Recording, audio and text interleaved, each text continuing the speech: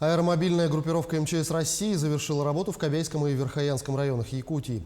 Спасатели прибыли на место постоянной дислокации в город Якутск. С первых дней они помогали местному населению справиться с последствиями дождевого паводка. Все это время спасатели помогали возводить водозащитные дамбы, расчищали каналы для отвода воды от жилых домов, оказывали всю необходимую помощь населению. Сотрудники МЧС на автомобилях повышенной проходимости и маломерных судах доставляли людям хлеб, питьевую воду и предметы первой необходимости. Всего в пострадавшие районы было доставлено почти 19 тонн продовольствия и товаров первой необходимости.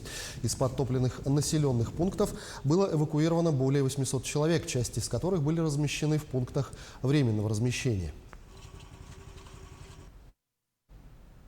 Тем временем, сегодня утром, 23 июля, по поручению главы Якутии Айсена Николаева, Министерство по делам молодежи и социальных коммуникаций направило третий отряд бойцов в составе 15 человек в Верхоянский Улус для ликвидации последствий паводка.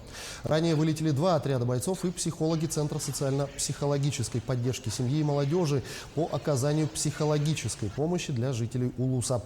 Они проведут работу по восстановлению объектов жилищного фонда и социального содержания от последствий паводка, а также окажут различную помощь местным жителям. Сейчас в Верхоянском Улусе работает министр молодежи Петр Шамаев. Он координирует работу студотрядов и психологов.